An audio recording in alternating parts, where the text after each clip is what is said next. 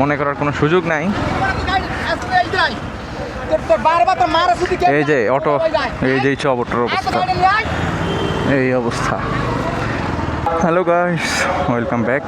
তো আসলে eastern plus মার্কেটে আসলে ধরনের কিছু নাই, মানে ওয়্যারলেস দেখায়। তা আমি ডিজিআই মাইক ইউজ করতেছি, তো সে আমাকে আরেকটা কি একটা কোম্পানির মাইক বললো যে আপনি এটা দিয়ে তো ভালো সাউন্ড পাবেন না।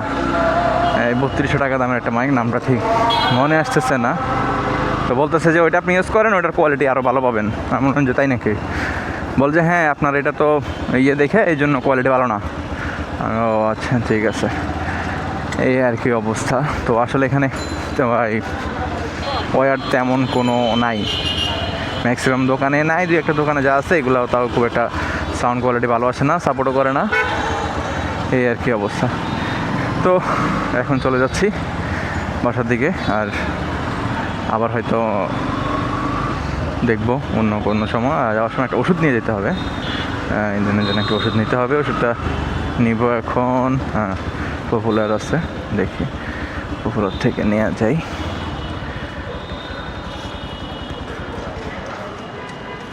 চলে যাবো, একটা ওষুধ নিয়ে চলে যাবো, 2 মিনিট সর্বোচ্চ। তো ওষুধটা নিয়ে বাইকটা গার্ড লক করে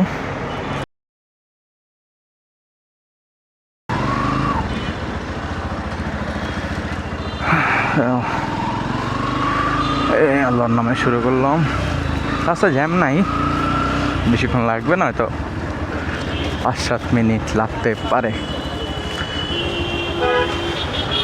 এই যে আমার যে অটো দেখতেছিলাম না, আমার তখন ভালো লাগতেছিল না, এখন মোটামুটি আবার ভালো লাগতেছে। কারণ ওই যে অসংখ্য অটো, এই যে অটো, এই যে আরেকটা অটো, অটো অটো অটো ছাড়া ঢাকা শহর ভালো লাগে না। এটা আসলে মানে কেমন জানি মনে হয় যেন না কিছু হইলো নাকি, হঠাৎ কীরকম অটো নাই কেন? তো অটো লাগবে, অটো থাকতে হবে। অটোই সৌন্দর্য ঢাকা শহরের। আর অটোই আসলে না, আর কী বলবো, আর মানে তবে এই এত শত অটোর মাঝে এখনও যে প্যাডেল রিক্সা চালায়, মানে এই যুগে আইসাও এই যে একটা সামনে একটা প্যাডেল রিক্সা, মনে করার কোনো সুযোগ নাই। এই যে অটো, এই যে অটোর অবস্থা, এই অবস্থা। মানে সে অন্যজনের সাথে ঝগড়া করতে গিয়ে অল্পের জন্য সে আমারে দিছিল। রে ভাই, এই যে এই অটো, এই জীবনের প্রথম ব্লগ এই অটো নিয়ে বলতেছি, এই জন্যই মানে আমি যদি ফোকাস না থাকতাম তো আজকে কপালে দুঃখ ছিল। সামনে একটা বাইক গাড়ি, তার কোনো কথা নাই, কিছু নাই, হুট করে সে সিগন্যাল নাই, দেখা নাই, হুট করে সে ঘুরে ফেলছে। তো এটা আসলে অটো ড্রাইভারদের পক্ষে সম্ভব। যাক, আলহামদুলিল্লাহ, একটা বড় বিপদ থেকে বাঁচাইছে। একটা দুর্ঘটনা ঘটতে পারতো। আসলে যে সিচুয়েশন ছিল, আমি ফোকাস না থাকলে আর ব্রেক যদি একটু মিস করলে একটা অঘটন ঘটতো। যদিও আমি আমার বাইকের এই ব্রেক নিয়ে একটু অসন্তুষ্ট। আমার মনে হইতেছিল যে না, ব্রেক মনে ঠিক মতো কাজ করে না। মানে কদিন থেকে ভাবতেছিলাম, আজকে মনে হয় না ব্রেক তো আসলে মানে কাজ করে, খারাপ না। এর আগে আমি কয়েকদিন আগে ব্রেক প্যাড চেঞ্জ করছিলাম নতুন, হয়তো বা একটু ব্রেক প্যাড চেঞ্জ করার পরে মনে হয় একটু সময় লাগে।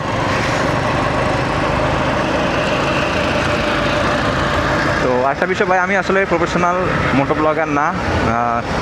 যারা ভিডিও দেখবেন তারা একটু খুব আর সুন্দর দৃষ্টিতে দেখবেন, কারণ আসলে আমি তেমন এক্সপার্ট কেউ না, শখের বসে করা। হয়তো বা একদিন ইনশাল্লাহ আস্তে আস্তে এক্সপার্ট হব, কথাও আরও মার্জিত সুন্দর হবে।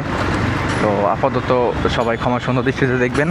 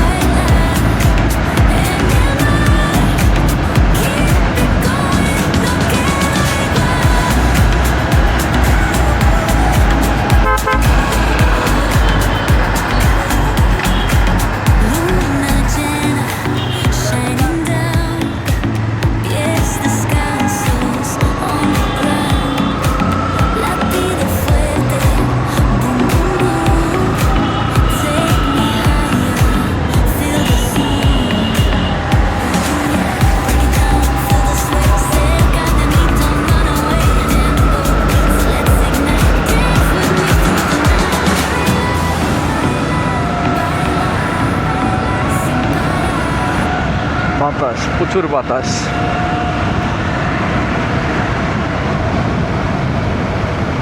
মানে এত বাতাস। ও আচ্ছা, হযরত মুহাম্মদ সাল্লাল্লাহু আলাইহি সাল্লামের এই জন্মদিন, ওই উপলক্ষে আসলে এই রয়্যাল ব্লু কালারের ইয়ে লাগানো হয়েছে, পতাকা লাগানো হয়েছে। সুন্দর উদ্যোগ, যদিও সেটা আজকে না, মতো হযরত মুহাম্মদ সাল্লাল্লাহু আলাইহি সাল্লামের জন্মদিন মনে হয় কালকে, যেদিকেও আছে। সুন্দর, ভালো উদ্যোগ, ভালো লাগছে। মুসলিম কান্ট্রি অবশ্যই এগুলা থাকা উচিত।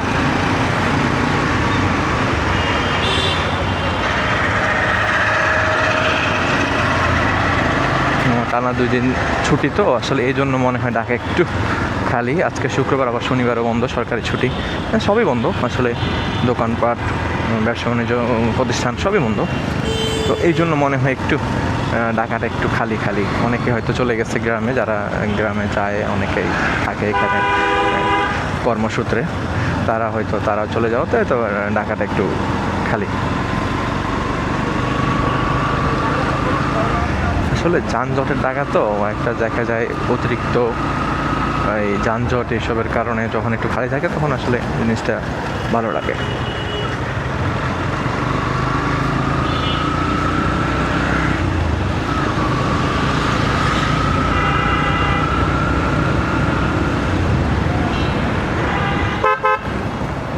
দেখা